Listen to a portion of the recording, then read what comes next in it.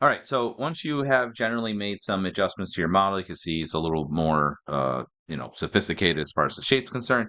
What you're gonna want to do is go through and start adding some details. So the first level is kind of like general adjustments. The second level is going to be um, adding some more like wrinkles and more broader things, musculature, if that's something you have. So I'm gonna just kind of concentrate on the torso here. Now, to go above this, if we look at the wireframe here, you're going to see I can't really do, I mean, I could do very kind of, do I have sculpting on? Yeah. I could do kind of subtle things here, but I can't do like, if I want to do like tiny wrinkles, like let's say I want to do little wrinkles in here, there's just not the geometry for it, right? So basically what we're going to have to do is subdivide it some more. So we're going to hit subdivide and then subdivide. And so what you're going to notice is the higher you subdivide, the more the computer is going to struggle. Now, what you can do is you can always go down levels by doing this. Okay. Oops, I didn't mean to key that. And you can go back up levels. So typically, depending on the complexity of the model and the ability of your computer, you usually can get to like about level 6, maybe 7. You should be able to at least do level 5, but you will notice it will start. So this is a pretty simple shape, so it might not be too terrible. I'm just going to go to level 5 for now, because you have to remember every time it goes up a level, it's not like twice as much. It's like quadruple because it's cutting these in half and then in half again. So we'll go up to level 5 now. I'm going to turn this back off because we don't really need this. Boink. Okay. And so from here, what you're going to do is start to basically sculpt, like I said, the details and such. Now, this is where you might want to start using some more of the more fancy tools and such. I am personally more of a fan of doing some of these things manually, but so for example, this is supposed to have like a stitching. I want this to be a crease. So there is this crease here. There's crease polish and crease sharp. I'll try crease sharp to start with. If you do have a pen, this is definitely the time to use it. And I am going to try to draw the crease. You can see it's a little too deep, I would say. So I'm going to do Shift F, and I'm just going to weaken this a little bit. How's that look? It's a little better. Let's do a little bit more. And what I'm going to do is I am going to try and draw basically my stitching. Now this actually might be useful to have the wireframe so I can kind of follow the actual model here. This is one of the problems though. If you do have a um, let's see, if you do have a pen and tablet, this is the time where the pen and tablet are particularly useful. Um, uh, if you can use the schools, we have like Cintiq tablets that you can draw on. I highly suggest that because you will be able to get. It's a lot easier to do this on an actual screen. One of the issues I'm having is that my computer, I don't have a Cintiq on this. This computer itself has a drawing tablet, but it's the Windows one, so it doesn't have the. You can see I missed the mark there a little bit. Let's see if I can smooth that out. What you'll notice is that the higher resolution, the harder it is to smooth um, actions out. So I'm going to kind of go around and do something like that, and then voila, you can see I'm going to turn this off. Um, we've created basically that crease, right? So I could do that on basically anything I want to have that sort of detail all the way around, right? So if you need to add creases like that, you can use that crease and polish tool. You might find that useful. I definitely use that for some things. So for example, I'm gonna do Alt Q on the head here, and I'm gonna subdivide this on the head to a large extent. I will definitely use this to do like the details of like wrinkles and things like that. So like around the eyelids and stuff, give them the good old crow's feet. Heh, no pun intended. Jesus, I guess it would be Seahawk feet. Um, so things like this, right? Obviously around this beak, it's going to have to be much more significant. So I'm going to try and maybe go like this. So you might find this particularly useful for like those sorts of details. See, I have to keep stopping and then using my mouse, which is kind of annoying. Um, right? So, and he's also got feathers and things, so it would make sense for me to also do those elements, but I can kind of put this here. You get kind of the idea, right? So this is really good for putting like those sorts of details into things. using that crease tool. So that might be something that you would find useful. I'm going to go back to this one because this is more the one I'm trying to focus on. You can also use, if you go down here, you'll see there are some of these cloth ones.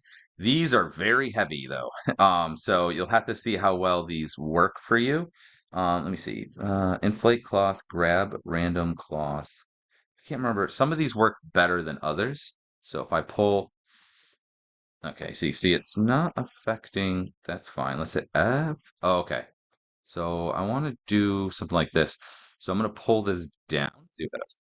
So I can't even see it until after it's done because you can see it's just, it's really struggling on this. But you can see it creates basically those kind of wrinkles. So maybe I'll use it on here. So I'm going to undo there, but you can see I can put it on here. So I'm doing this grab. So I'm going to pull this down, this area, hopefully. Although I think it, okay, let's try this again. Oh, let me undo that again. So you can see it's not, the problem is it requires, let's see if we lower this a level, if it'll be a little bit more responsive. Yeah, you can see it's a little more responsive when I lowered the level. So I can go something like that. And you can see I'm just going to smooth that out a little bit. And you can see now it has that sort of feel to it, right? I'm going to undo though. Come on. Keep going. There we go. Let's make this a little bit bigger. And let's pull it down just a little. Hopefully it will. Okay, let's go real slow. So I'm just clicking and dragging real slow until I get kind of a crease. Like that. Okay. Personally, I would do this by hand, but you can see using that brush, I can kind of get those like kind of fake wrinkles, right? Personally, so you can look at these, you can try them out. Some of them are pretty neat. There's ones like twist here, so I don't find that super handy, but maybe you will find that useful in some regard. So try out the brushes. I'm not going to go through all of them. I just want to show you kind of ones that are particularly useful for what you might try to be doing. To be frank, I still mostly use the this one, the draw, and the other one. So, for example, if I'm trying to do the shirt here, I'm just gonna make this a little bit smaller. I would just brush. I'm gonna up this one more up again, and let me see. I'm on that. Okay, so let's do Shift F. I'm gonna make it a little bit stronger. Let's see. Okay, and I need to make it smaller. So what I'll do is I will kind of brush this like that. Okay. And then we will use this. This is a little better. Use this. We'll brush this up like that. And then afterwards, you smooth it out a little bit. And what you want to do when you brush like wrinkles like this, um, is feels a little bit big. You kind of brush down, and then what you want to do is brush the top of it, not the bottom, because the wrinkles will actually create a sort of bell shape. So we'll kind of go like this, right? Oops, thought I held shift. I guess I did not. But I'll go through and I'll more or less try to create wrinkles, the old-fashioned manual way. So things like this. Let's make it a slight bit bigger. Okay. So I'll kind of go like that. I thought I held shift. Like that. And then if you can look at, I swear I'm holding shift. If you can look at, what do you call it? Like actual um, clothing, that's definitely helpful. Um, so, uh, but basically, you can just add these wrinkles to the character here. And so, like, I'll bring this across, right? Because usually there's a wrinkle. So what you're going to see when you see wrinkles is they go from a point of tension and then they bleed out from them. So like this would create an area that's kind of upraised and then that would wrinkle from it. And so you might see something kind of similar up here as well. So we're just going to kind of hold that and then hold shift and try to smooth it out. And then let's make this a little bit bigger and then brush this down. So go like this. Hopefully you get the idea, right? So you can start to add more or less those details onto, onto the character here. Let me just smooth that. This has got to get smaller. F. So, yeah. So basically, add those micro details. This looks terrible. I need to up my smooth strength now that we're at a higher level. Like I said, the smooth doesn't work quite as well when it's up higher. But you're gonna want to just add all of those. Use the where is it? The crease here, either crease polish or crease sharp, depending on what you need. Um, they do have like some other ones here too. So like let's say you want to do these different like scrape ones. You're trying to do something where you want it flat, like let's say I want his chest flat for some reason. I could do this and it will try to flatten it.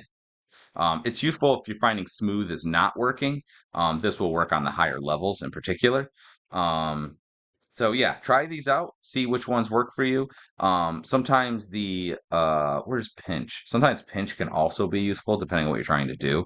A lot of times, like I said, I'll do these wrinkles, and then what I'll do is I'll use the polish here, and then I'll do Shift F. I'll just weaken it a bunch, and then I'll put this on the opposite end. Maybe make this smaller to tighten the wrinkles if that's something that you're after.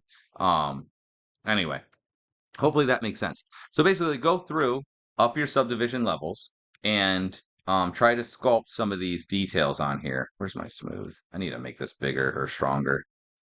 Um, and try to sculpt basically those lower end details. Okay, so or you know these kind of broad details, wrinkles, things like that. Not necessarily textural components, but things of that sort. So I know that's a little rough. This is a little rough to me, but try it out. Like I said, if you have a nice computer, this will work well. Definitely, if you have a tablet, that will be helpful as well. So just go to each piece if you can. It's a good idea to kind of work like broadly, like do this piece, then kind of work on this piece, then work on this piece, then come back to this piece. Work over the entirety of it because what will end up happening is that if you work on just this one, you're like, okay, you kind of figure it out. When you go to do this one, you'll do a much better job, and then these won't match. Um, you probably are not going to want to do the levels too high. Like maybe I can get away with a level 3. If I go too high, it'll bog down the system. So I wouldn't put the levels viewport too high. All right, so just go ahead and sculpt those things, and do the best you can.